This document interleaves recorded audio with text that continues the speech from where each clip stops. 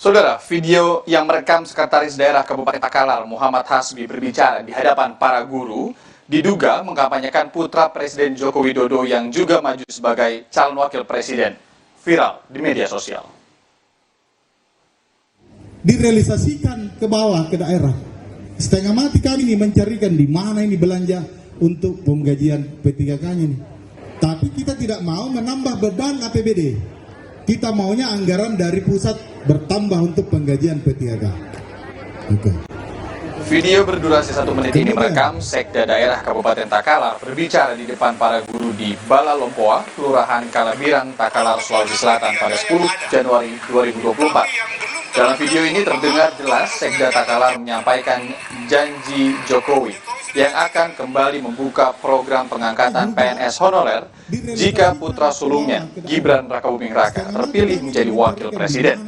Menanggapi video viral ini, Sekda Takalar Muhammad Hasbi membantah apa yang ia sampaikan untuk mengkampanyekan cawapres Gibran. Bahkan ia mengklaim video yang viral itu telah diedit. Kemudian, Pak Jokowi sudah janjikan kalau anaknya menang,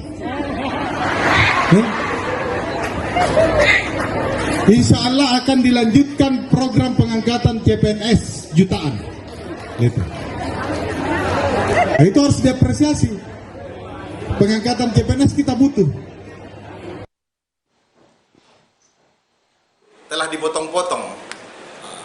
Nanti akan ada kelanjutan pengangkatan CPNS sesuai dengan kutipan apa yang disampaikan oleh Presiden Jokowi di media sosial, diumumkan secara resmi bahwa akan melanjutkan pengangkatan CPNS jutaan formasi.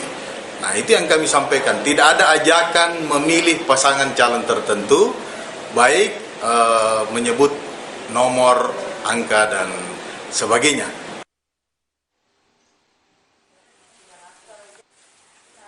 Sementara itu, saat dikonfirmasi soal video Sekda Takalar yang diduga mengkampanyekan salah satu cawapres, Bawaslu Kabupaten Takalar enggan berkomentar terlalu jauh.